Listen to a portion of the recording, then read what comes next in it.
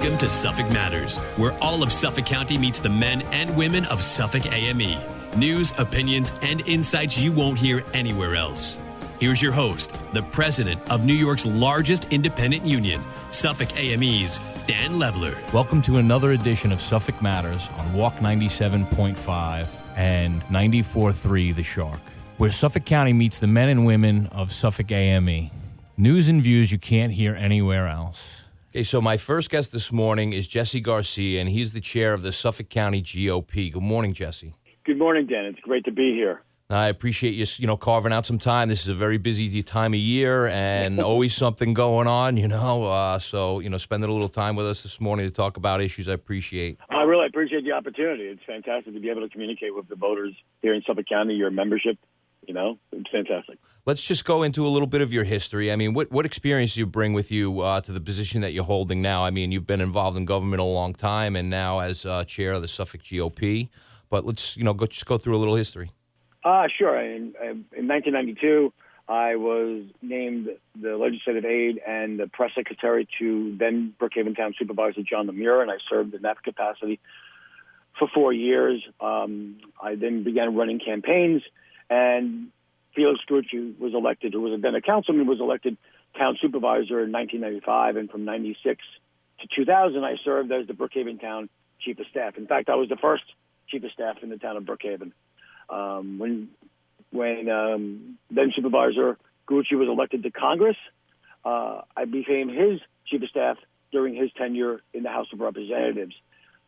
From that point, along the whole line, I've always been running campaigns, involved in party business, party building, outreach. And in 2007, I was, following the retirement of former leader Eugene Girard, I was elected in a contested race by 65% of the vote as the Brookhaven Town Republican chair, which I still hold, and I've been elected to every 2 years since then. And I had the honor and the privilege in April of 2019 for the Suffolk County Republican Committee and its membership to elect me as their county chair, which I now serve. No, it's phenomenal, and that diverse experience, I am sure, is coming into play quite a bit this year, because now we're dealing with not just the state election. We have some local races as well, but the national stage this has been a year unlike any other, and obviously to some extent because of what's going on with COVID and, the financial impact of COVID.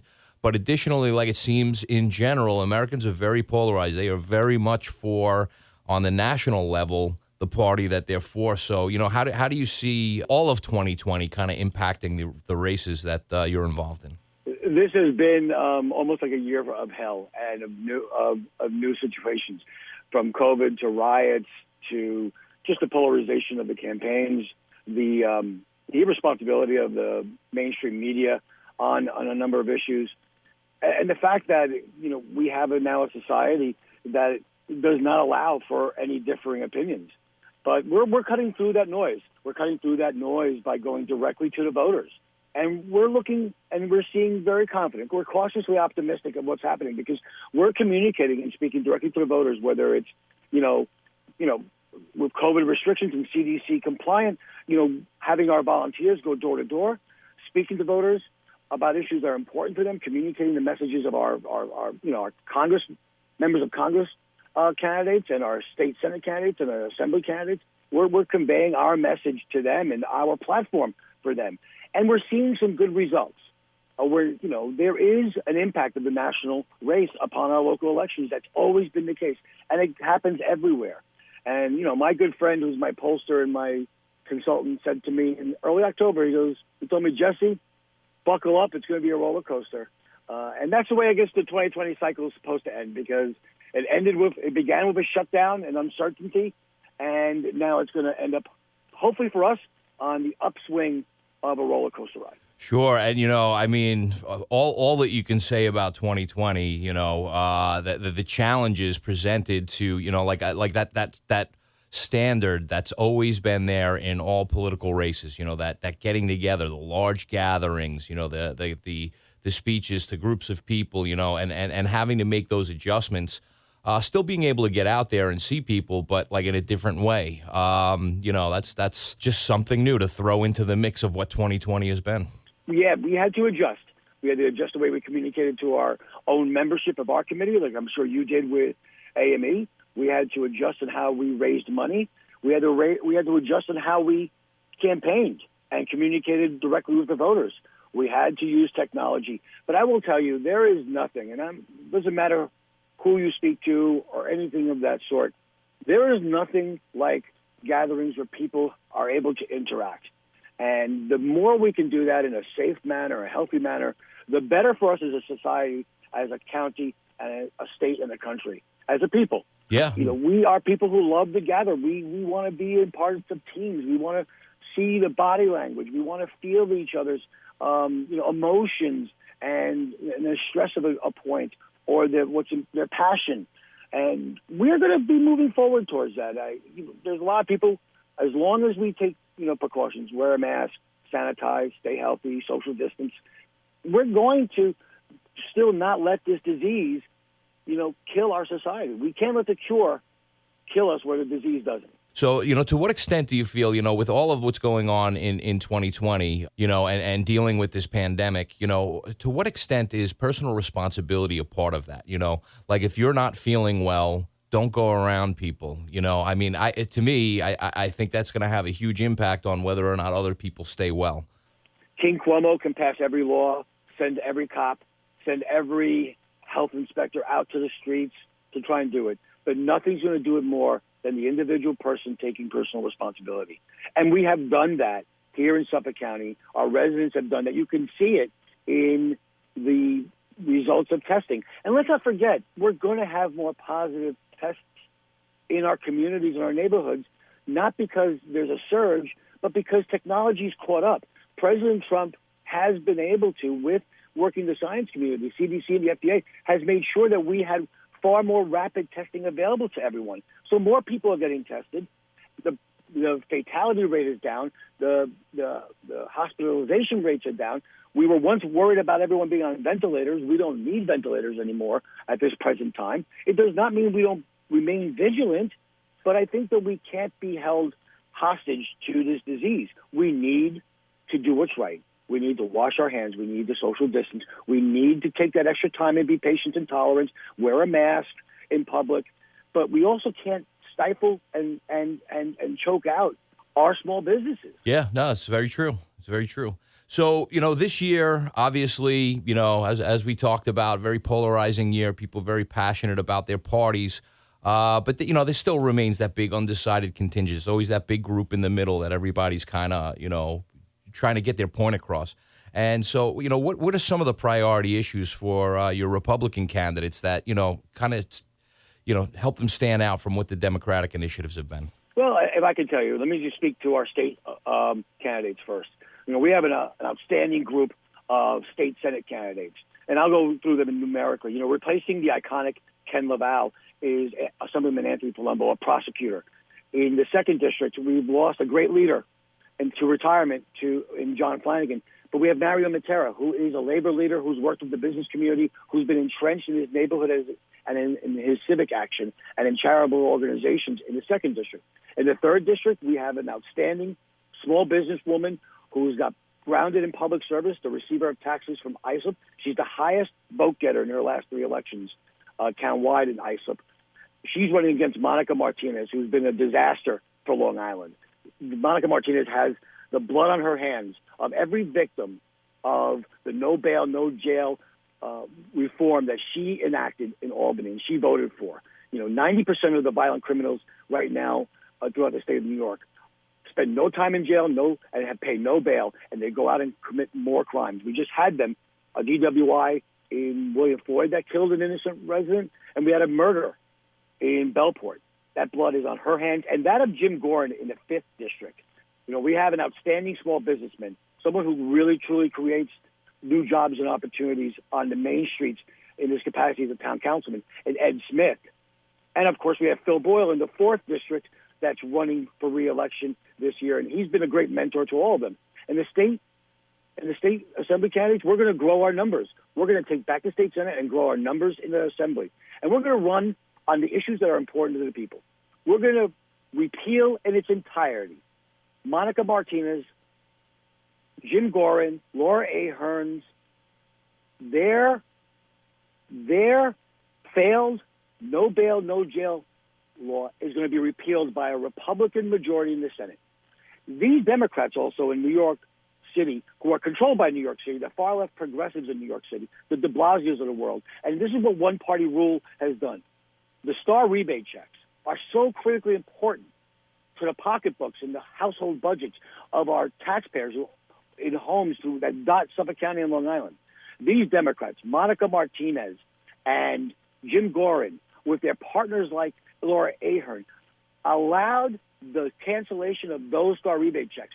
So for homeowners waiting for their average rebate check for the STAR program in November, December of $700, it's not in the mail because Monica Martinez and Jim Gorin sent that money into New York City.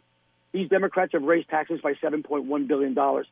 That's mostly coming out of Long Island and being shuttled into New York City. And of course, we've lost aid. We've lost school aid, so we can fund New York City schools at the expense of our kids and our students here in Suffolk County. That's what we're running on, and the voters are responding to that. They know that we have the plan to restore fiscal sanity and end one-party rule that is just putting criminals on the streets and pickpocketing us with higher taxes. Yeah, so at the end of the day, voters want the voice of their elected representative used to represent their values. And if voters in Suffolk County elect Republican voices to speak for them, these are the issues that are going to be important because those are the issues that are important to the residents. And at the end of the day, one thing I will say, no matter which party, when you have all the major functions of government handled by one party, the checks and balances aren't going to be there for the residents, right? So the party may be happy to be able to work on certain of their issues, but in any given race, most of the people vote one way, but a big chunk of people vote the other way. There's always something to be said, and again, I'm coming from the perspective of labor. I want to see balance in all of these things, but there is always the risk when you have too much control on one side that only one type of voice, one type of agenda is realized, and that's not representative of the people. So, it would be a fair assumption to say that, or I guess I'll ask you, do you see being able to flip seats in the Senate and start, inking back into Republican hands, even on the Assembly? I am optimistic about that. I believe we're going to make gains in the state Senate here in Suffolk County. The state chairman, Nick Langworthy, was here earlier in the week in his barnstorming tour throughout the state, and he said Suffolk County is ground zero for the New York State Senate, and we have outstanding candidates. And our platform, what you just said, represents what all Long Islanders, what all Suffolk County residents are all about. In 2008, the Democrats duped the voters with promises of hopes and change. They took over the state Senate. They took over full control of the Albany. And what did we get? We got fishermen for the first time had to pay permit fees to go fishing off our shores of Long Island. We were the only region that was impacted by that. And even more so, the most onerous MTA payroll tax was imposed upon Long Island so that it could help New York City residents and businesses. We overturned that in 2010 when we elected a Republican majority back in the Senate. And this year, I can tell you, our state Senate candidates, with the support of a growing number of members in the state assembly, we're going to restore, if not double, the STAR rebate check to taxpayers here on Long Island and in Suffolk County.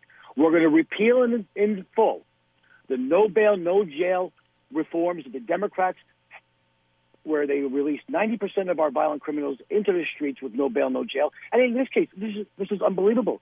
The Democrats in Albany, like Monica Martinez, Jim Gorin, and Laura Ahern, they handcuff the cops and judges and give a get-out-of-jail-free card to criminals. This is outlandish. We're going to end that. We're going to bring in law enforcement. We're going to bring in prosecutors. We'll get a right and just bill that protects innocents and protects those that have been incarcerated, possibly wrongly. The other thing we're going to do, we're going to roll back commuter taxes. We're going to roll back those $7.1 billion in higher taxes. And most importantly, just as important, quite frankly, if I may, we're going to grab back our aid that our schools need so that our property tax is going to go through the roof for our hardworking businesses and taxpayers. Yeah, those are huge issues. So my guest this morning, Jesse Garcia, chairman of the Suffolk County GOP, and just speaking on those issues, that these are things that people are talking about, at home. They're talking about, in the lunchroom. They're talking about at the stores. These are major issues. So focusing on those issues, I think, is something that voters want to see. I believe so. And they're responding when we're speaking to them at the doors and on the phones. They're responding to that. We have to explain it. We're telling them. We're reminding them. And when you talk to the voters directly and you give them straight facts, and I've always said this, when the Democrats or the candidates lie about us, to tell the truth about them. And that's what we've been doing all along. There's this misnomer that the federal government has not assisted Suffolk County, Long Island, or New York as a state as a whole. Our Congressman, Lee Zeldin, working in concert with Andrew Garbarino, who's an assemblyman running to succeed and has been endorsed strongly and completely by Pete King, who's retiring in the second congressional district. They all worked together so that Suffolk County could receive about $280 million in CARES Act to offset unforeseen COVID-related expenses. Lee Zeldin worked with President Trump across party lines to have a field hospital at the height of this pandemic built at Stony Brook University with the Army Corps of Engineers. And when Suffolk County needed clarification with the CARES Act so that they can maximize their federal aid, Congressman Zeldin worked with President Trump and got the Secretary of the Treasury on the phone with the budget people from Steve Ballone's office, the county executive, a Democrat. That's the type of government, the type of response, and the type of action Republicans give and provide and lead with. We're not a 30-second soundbite candidates or a political party. We are a party of action, direct action and results.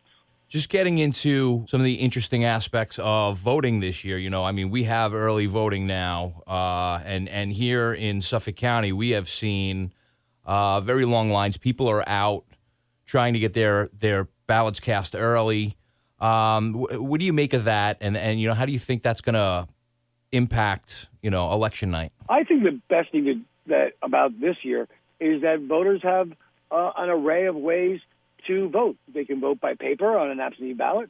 They can vote over 9 days at 12 locations, at any of the 12 locations. So if you work in Huntington but you live in Southampton, at any one of the 12 polling places in between, you can stop in, stand on a line, and move forward. And the lines are just that way, if I may say, because of the social distancing and the CDC COVID-19 protocols, where the Board of Elections are wiping down everything. They're making sure there's social distancing. They're sanitizing everything so the voter can feel confident that they're entering in an environment that's healthy, clean, and safe. Right. And so for Election Day, obviously all the rest of the polling sites open up. 333 polling places will be open throughout Suffolk County. We're not going to see these lines. We're not going to see these type of actions. But if you do see lines, those lines are only because the social distancing is in place. But the Board of Elections and our political parties are taking steps to make sure our voters are comfortable, they understand this, and that they're given every opportunity to vote. If you're online at 9 p.m. or at the end of the day of early voting, if you're online, you're going to be able to vote. No problem. No problem. Yeah. No one's being turned away. If you're online and you want to vote at 9 o'clock or whatever time that specific day, like today it's 4 p.m. throughout the county. If you're online at 4 p.m., it doesn't matter. The polling place will stay open for another 2 hours, 3 hours to make sure that last person gets their vote, get the ability to cast their vote in a safe and healthy manner. That makes sense. So, I guess one last thing, there's a few propositions on the ballot this year for voters in Suffolk County. And, you and I have spoken, Proposition 2 is very important to us for a number of reasons. but specifically Prop 1, what is your take on the concept of Proposition 1? What does it say, and what does it mean? What's your position? Proposition 1, as I understand it, is just an incumbency protection program by the Democrats. That's Proposition 1 is to extend the current term of 2 years for county legislator to 4 years. And this is probably in this environment with this Suffolk County government that has ranked 62 out of 62 in financial health in the state of New York, not by me, the Republican county chairman, but by the Democratic state comptroller. Tom DiNapoli has said for 2 or 3 years that the worst fiscal condition of any county, of all 62, is Suffolk County. We have hundreds of millions of dollars that were out of balance. Our borrowing is out of control. The Democrats, like Steve Ballone, have mismanaged this county for 12 years. And we should not reward their partners in the Democratic majority of the legislature with breaking term limits. And let's be clear here that by extending these terms from 2 years to 4 years, you're breaking the term limit contract that the voters voted for in 1993. That's what they want to do. They want to break that contract of term limits here in Suffolk County, because those Democrats that want this 4-year term, all they want is to continue their own personal political gain. So we are urging everyone, every Suffolk County voter, to vote no. Let's bring and hold accountable these legislators every 2 years. They should come to your government before you every 2 years so that we can rate them on their report card, on their failures and their successes. So my guest this morning was Jesse Garcia, chairman of Suffolk County GOP. Jesse, thank you. Again, very busy time of year, a lot on your plate, a lot to go into. I appreciate you carving out the time and speaking with us. My pleasure. Let's make sure we go out and vote. And I will tell you, vote for responsibility, common sense, and for Long Island values on the Republican line, row B. Thank you, Jesse. All right, so my next guest is Rich Schaffer, who's the chairman of the Suffolk County Democratic Committee. Good morning, Rich. Hey, good morning, Dan, and thanks for having me. Yeah, glad to have you here. So for our listeners, can you give us some background on how long you've been involved in Suffolk County politics and served as chairman of the Suffolk Democratic Committee? Sure. Yeah, no, and first I want to thank you and your members, AME. You guys have done a terrific job this year in what's been a out of the ordinary year, if we want to put it kindly, and I know your members have worked really hard to protect all of us, so we're grateful for that as they acting as essential workers. For the politics, though, I've been involved in Suffolk politics probably since I'm 11 or 12, so that was only about 4 years ago. Right. But no, I became county Democratic chair in September of 2000, so this is the 20th year I'm serving as the chair. I was just reelected a couple of weeks ago. The honor was given to me by all of our Democratic committee people. And, of course, I also serve as an elected official now as the Babylon Town Supervisor, and I'm also a former member of the Suffolk County Legislature. So I've spent a lot of my time in local politics, which is what I enjoy most. A lot of people suggest, I should run for something else other than that, and I tell them I'm a homebody, and what I really like about the local politics, which is why I think I've stayed involved as long as I have, is because it's a lot of one-on-one communication, a lot of one-on-one contact, a lot of solving problems on the ground, and that's why I enjoy the town government service as well as the Democratic Party service. Yeah, there is really something to be said to getting things done, and having those relationships, and the ability to be, one-on-one with somebody to get things solved. Right, and you can, and just like you're a problem solver as I call them the town fire hydrant, or you're the putting out fires all over the place. But that's why you've done as well as you've done as the president, because I think you have a really good way about being able to network amongst your members. You're the largest union in the county, and the same goes for coming from a town of 220,000 residents, or in terms of the Democratic Party, we have close to 1,700 committee people. So there's a lot of interaction, and particularly now with how hot things are politically, there's a lot of activity involvement, and even more. I've never seen the level of activity this year in all my years of doing this locally in Suffolk County. Yeah, and that was really kind of the next thing I wanted to get into was this year. This has been something else, and there's so many different levels that we could talk about this on, but politically, like have you ever experienced a year like this, and also just adjusting to these new challenges? Right. Well, there's a combination of things, right? One is never have I seen a year like this, and this is one for the history books, and it's wild to think, when you're in school and you're learning about, past elections and how the country reacted to them. It's crazy to see that.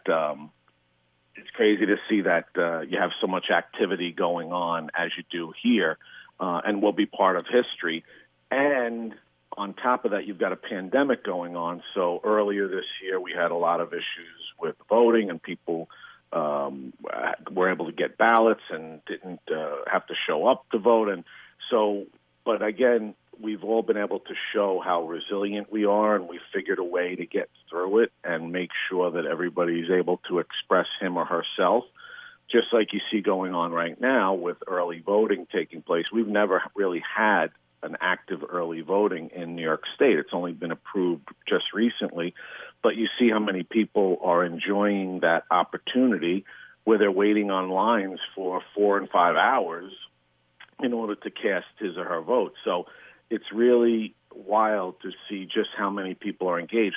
We're predicting, based on the numbers for the early voting, we're predicting anywhere in the 70s, maybe as much as 80% turnout, which we've never seen in our lifetimes before for a presidential election, no less a local election. Yeah, it is absolutely wild, and in terms of campaigning, one of the staples of campaigning is just, physically being in front of people, talking to them, speaking to them one-on-one, shaking their hand, and all of that's out the window this year. Yeah, and right, and it's kind of odd because that's the thing I relish the most, is being able to go door to door and talk to people about what's on their minds. And so I've become an expert on Zoom, learning the technology. My niece, my ninth grade niece, was able to show me how to do it.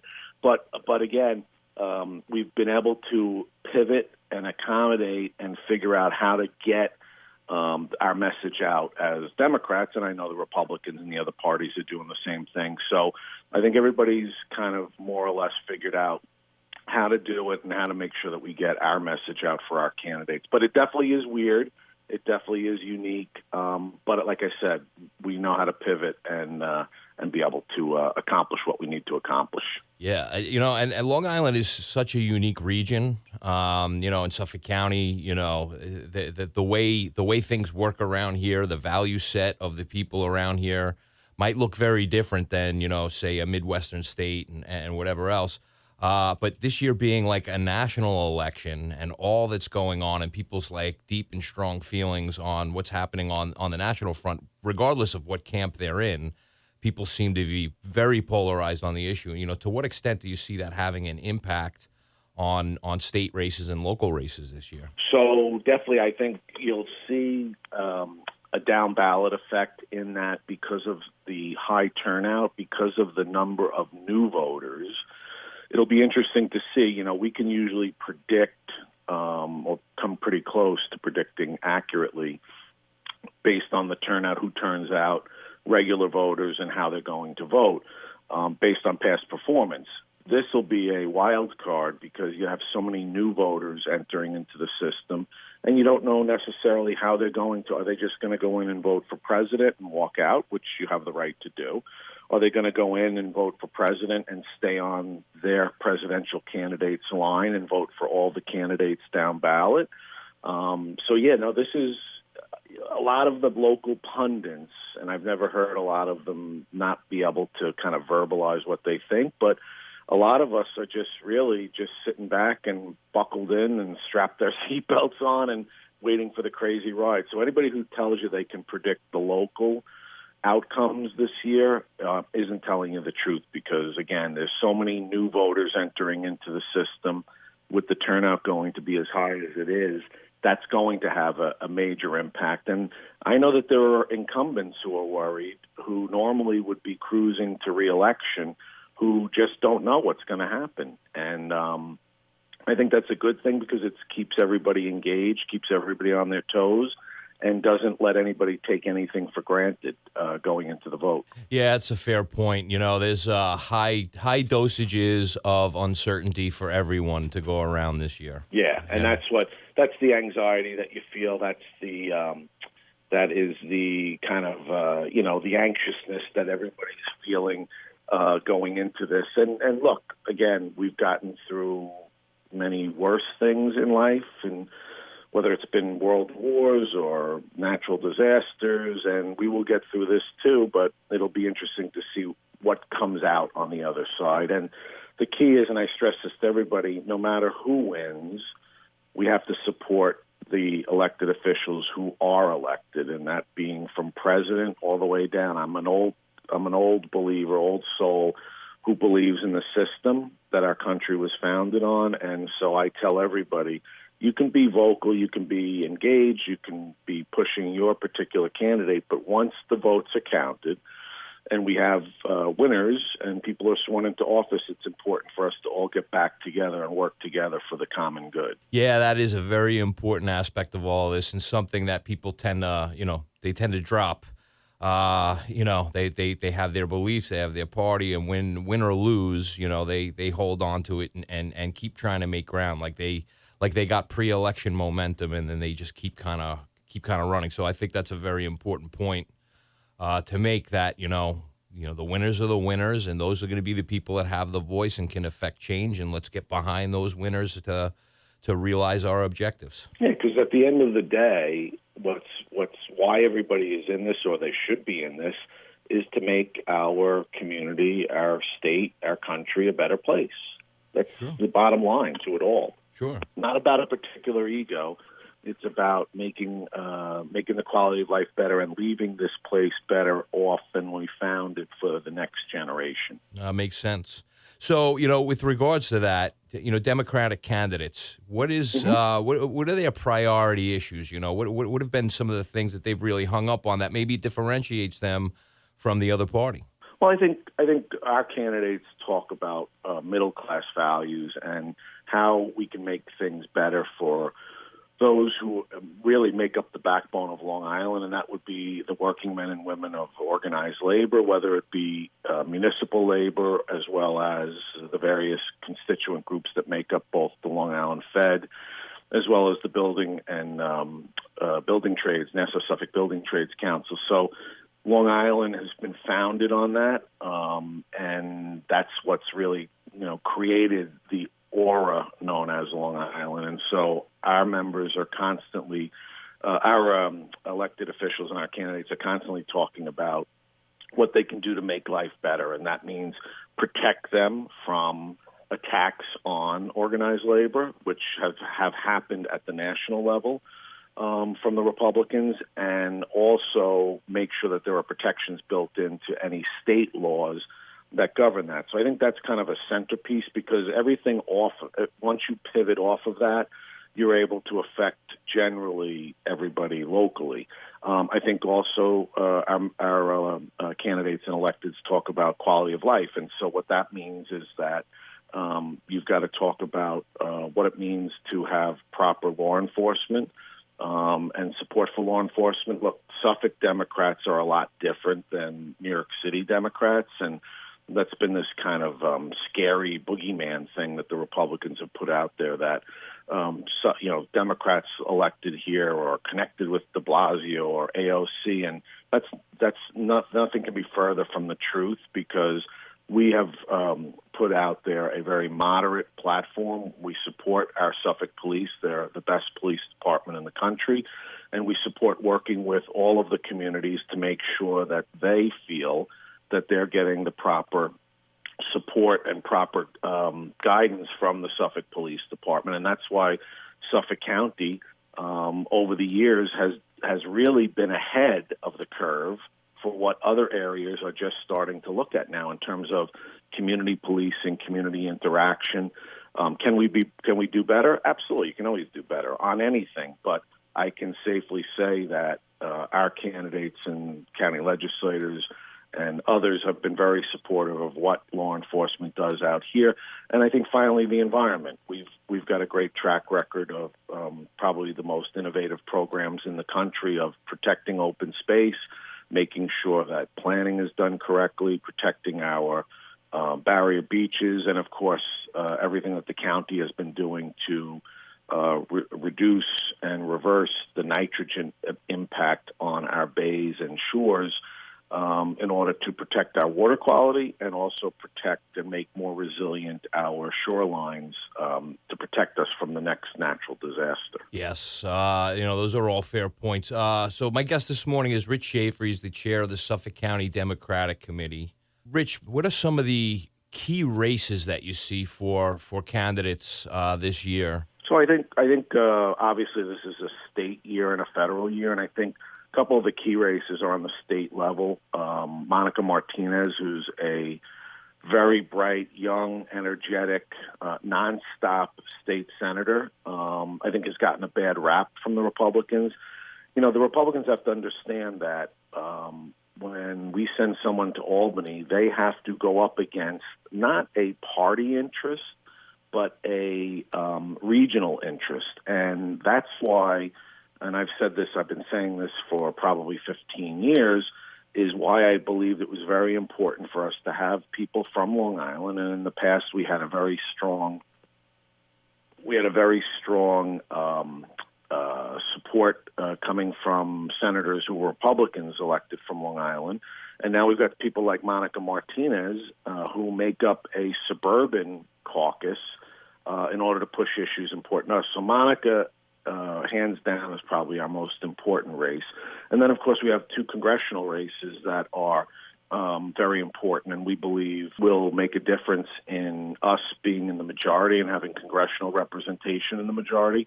For years, we had Pete King, who was in the Republican majority at one point, and he was able to deliver a lot of things to us locally here, not just to his district, but to Long Island in general. So Jackie Gordon, who's a former town board member with me, a retired lieutenant colonel, I know her very well, and I know her to be very astute, not a pushover, and someone who's going to go into battle. In fact, she went through 4 tours of duty in Iraq and Afghanistan. So anybody who can match that record, and her opponent certainly can't because he didn't do a day of service for our country in the military, and now is attacking Jackie's record of doing 4 tours of duty in Iraq and Afghanistan.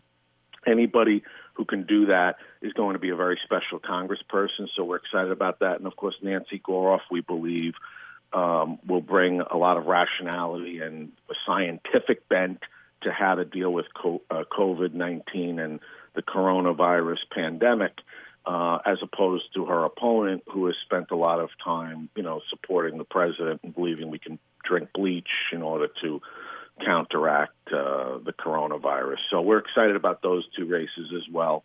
So locally, we have a lot going on, and I think they're critical for Suffolk County residents, for our views to be represented in both Albany and Washington. Yeah, and you bring up drinking bleach. 2020 had a lot of scary days. That was certainly one of them for me. When those suggestions were being made nationally. Well, it's terrifying. I don't want to be political about it, but there's just a way to deal with disaster, and I've had experience in it, and not on a national level, but in the town level. And the key is that you have to be straight with people. You can't treat them like they're stupid, and you have to lay it out and what the issues are. And so when Sandy hit, I was doing that day in and day out. I wasn't sugarcoating it. And when a pandemic hits, you get out of the way. You let the professionals, the scientists, the doctors tell you what you need to be saying, and then you go along with it. Anybody who thinks that he or she is an expert on something that they know nothing about and then goes out and starts getting other people to believe what they're saying is committing malpractice and political malpractice and governmental malpractice. And so I believe that's why we're in the position we're in, because when you're not straight with people, you're not giving them everything based on fact. Look, whatever you want to say about Governor Cuomo, if you want to be critical because he shut things down and he's, everyone says, oh, he's being a bully and doing this. Look, every day we got accurate information, and we continue to get accurate information, and the decisions, whether we like them or not, are being based on fact. And again, I believe that's why we're in a very good position so far. We got murdered in March and April because of everybody coming in through the airports, that we didn't get it all locked down and under control. But you got to base it on fact, and so that's why I believe it's just malpractice to be able to tell people something that's based on absolutely zero, and then they start believing it. And that's why I think with the confusion we're in all of that, and I don't